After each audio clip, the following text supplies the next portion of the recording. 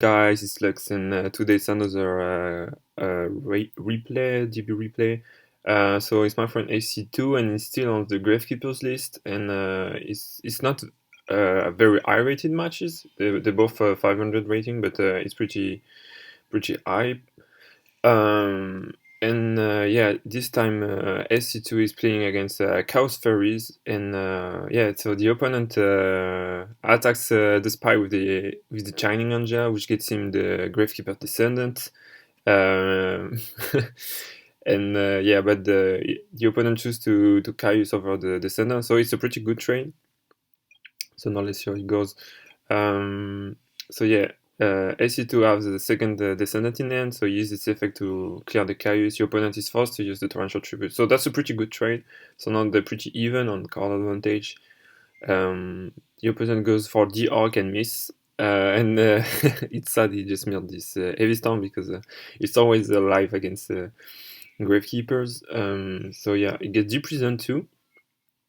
So yeah, C2 is doing a pretty nice walk to to let the opponent. I mean to deal with the fairies. So yeah, let's see. So that's the stealth, which gets him a +1. So how does it, I guess yeah, he said the spy instead the compulsory. And yeah, that's the thing with the Chaos Fairies. They tend to break a lot because they play like all those Chaos Sorcerer, Battle Fader, Track, Gauze, Caius. A lot of of those dark options are not really live often, and yeah, maybe I don't know. Yeah, you can't really summon the Cyber Valley because it doesn't want to pay into a second spy and a third descendant, I guess. So now C2 is, I think, more than happy that the game is taking longer. So he set the cut, and finally find the the Gravekeeper's the commandant, which means he can get the Necro Valley, and I can just beat down, I guess. So you can go for Necro Valley. The cat will draw a trap, so get the Solemn Judgment. So that's a pretty nice play. So for the people who don't know the Cat of Ill Omen, when it's flipped, you can choose one trap card and place it on top of your deck. So it means you draw it in the next turn. But if you do control Necro Valley, the card you choose, you can add it to your hand instead. So it's just a +1 under Necro Valley. So pretty cool. Then Spy special summon another Spy. So yeah, because I believe SC2 is only playing 2 Descendant, so there's no more Descendant in the deck. And it gets back Descendant and Commandant. And yeah, normal summon the Descendant. And now you can just try to beat down. So there's the Battle Fighter, which was expected. So you can you're forced to deal with it because you don't want to get Chaos next turn. Then you can just set the Silent Judgment, and I think you're all set. So the opponent goes for Mystical Space Typhoon. SC2 chooses to Solemn the Mystical Space Typhoon. Like, obviously, it should be a bad play to Solemn Judgment Mystical Space Typhoon, but since you know the opponent doesn't have anything in hand because he kept on passing, you know it's a pretty good play. So yeah, he just normal summon the Valley, which doesn't do anything because yeah, the Descendant will just clear it. And yeah, so the opponent SC2 gets the second Necro Valley with Commandant. I guess he just normal summon and then he goes for Royal Tributes. Oh no, he compulsory the Cyber Valley, pretty cool, and then he just goes for a Royal Tribute for 5, and yeah, that's it. So we can go to game number 2. So yeah, once again, Royal Tribute is a pretty good card to hand loop. So yeah, like in this matchup especially, like it's perfect. So now the opponent starts with Gold Sark and go for the yeah, he goes for Heavy Storm and normal summon the Consecrated Light. So that's a pretty good start, I'd say. So I see to just yeah set one, and I hope the opponent play into this torrential. He does, and does this. No, okay. I see to choose not to use it. So he just passes his turn. The opponent get back the heavy storm. Does he use it?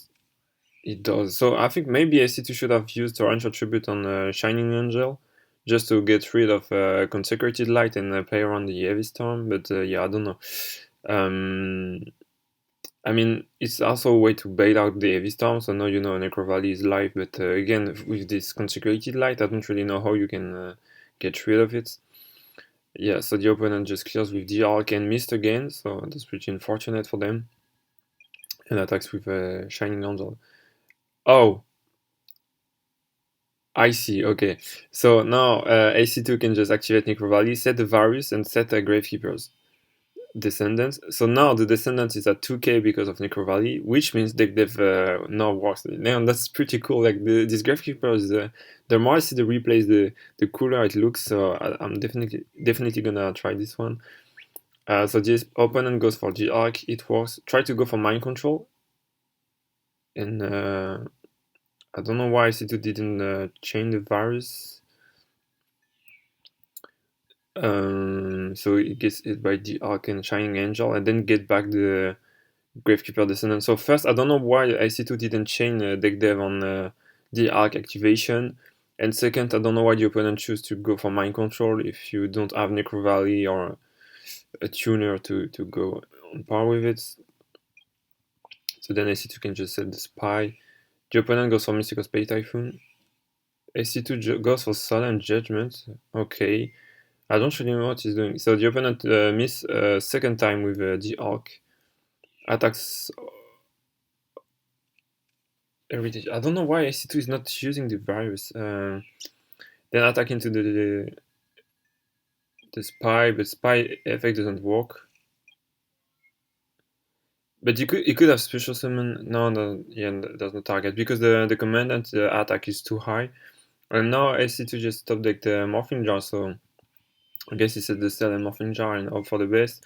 The opponent goes for the arc, it works. Then he goes normal summon Christia, which is pretty good, but man, like he's not afraid. He could have been paying into a bottomless trap hole, but anyways, get him Raiko, attack over the spy, then they attack over the morphing jar. Morphing jar triggers, get 5 new cards, and hopefully find a way to get rid of this of this opponent board. Also, morphing jar goes to the grave, but yeah.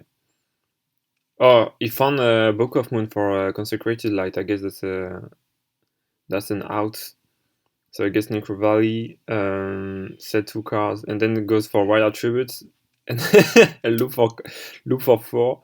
So I end loop Caius, the Arc, Honest, and Herald. So yeah, once again, this Royal Tribute card is pretty cracked, and the Brain Control is just dead.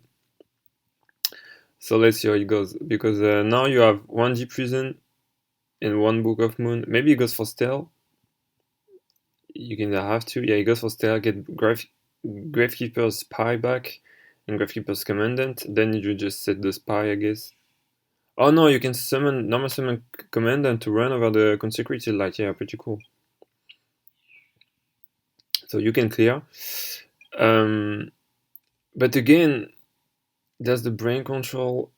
Like, I don't really know. Maybe I think setting Spy was better, but yeah. So the Arc goes for its effect. Banish the Trag. The opponent goes for Brain Control. Oh no, you can just go like Book of Moon, protects from Brain Control. The Arc can clear it because of Necro Valley. So now the opponent goes for Christia, get Deep Prison. The Arc can clear, and this girl doesn't do anything. And now it's build time for IC2. So yeah, I can just flip the Commandant. I guess he's gonna set the Spy. Oh no, I can go for Wild Tribute again in Memphis 2. So now we see a Wild Tribute for 2, and yeah, gets rid of gold, and the Arc, and yeah, the opponent just sent me defense. So yeah, it was a pretty nice match. I don't really know why he chose not to use the deck dev. I tried to ask him why, but yeah, so that was a pretty cool replay. I hope you guys like this Gravekeepers list. I think it's pretty lit, pretty fire. So yeah, I try to get more replays of him, and I see you in the next one, guys. Bye bye.